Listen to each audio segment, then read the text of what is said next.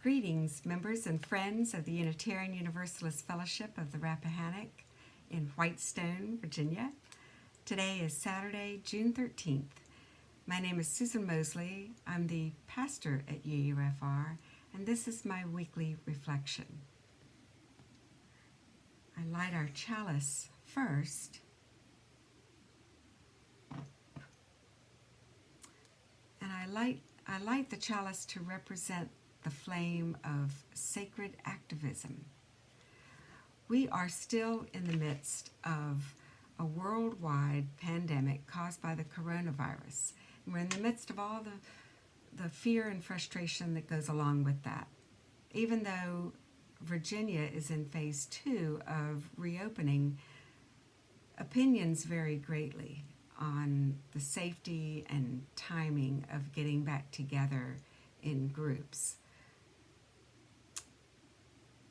This worry is kind of the backdrop for many other social and political dramas that are unfolding. We know about and have talked about the tragic death of George Floyd and many other Black individuals because of unbridled police abuse and racism.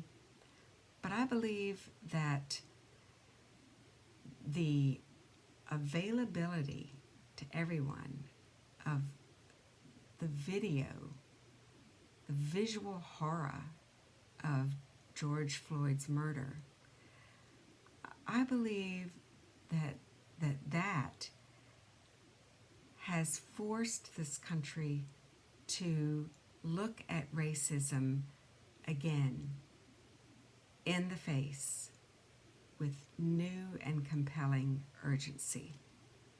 This is a powerful moment in time, and I believe that the Black Lives Matter movement can and must take center stage in our collective consciousness from now on. Systemic racism and white supremacy have sadly been a part of the fabric of our country from the beginning. These are not things that will be dismantled easily.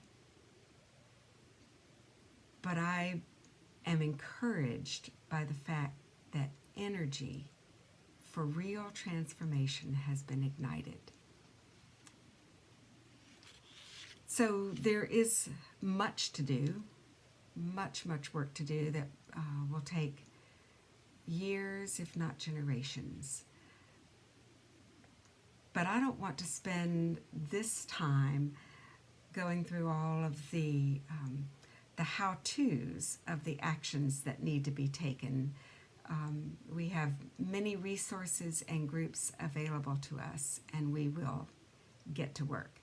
But I want to take this moment to reflect on resistance, dissent, and protest as spiritual practices.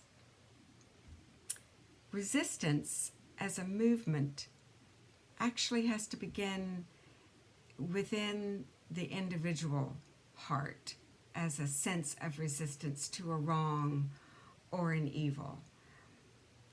And as an individual, if you don't feel like you know what to do or how to do this work, maybe the place to start is to resist despair.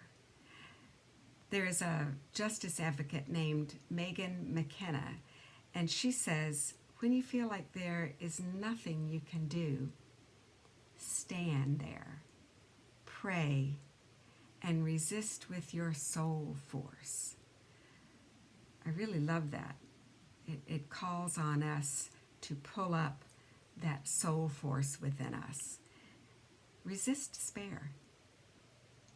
And while resistance can be deeply personal and sometimes a very private expression, when that private posture turns public, we become part of a noble practice of dissent. Dissent is to proclaim one's separation from the majority or the status quo. In democracies, it is a treasured value which we honor in the classroom, in the marketplace, and in the public arena. Our UU history is a long history of resistance and dissent. It is in our DNA. We belong to a tradition whose ultimate mission is to bring about the beloved community right here on earth for all people. When our dissent finally rises to the level that we must stand our ground against hatred and white supremacy, then we protest. This is such a time. We stand together with our black sisters and brothers to let it be known that we will push back. We will work together to tear down the walls of white supremacy. Resistance, dissent, and protest are necessary, vital practices for people who affirm and promote the worth and dignity of every human being. The heart of our nation and the soul of creation is groaning for the restoration of human kindness. You know, all faith, traditions, and humanist ideals begin with the core value that we must treat others as we want to be treated. It is said in the Christian tradition to love your neighbor as yourself. That loving and life-saving gesture begins within. So these practices of resistance, dissent, protest are personal and collective spiritual practices. And I want to end with a prayer that I found on a website called Spirituality in Practice. And it has many resources for inspiration and encouragement and keeping the energy up for the work that needs to be done. So I offer you this prayer as our closing.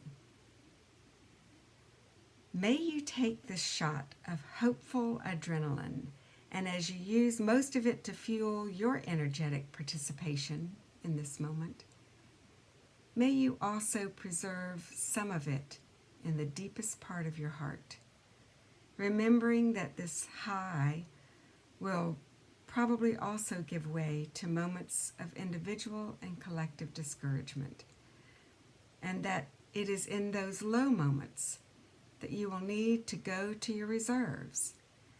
Take a bit of hope that you've saved. Remember that this is a movement, not just a collection of moments. Refuel and keep going. Let your own inner resistance drive your dissent, your protest, and the work for Black Lives Matter and anti-racism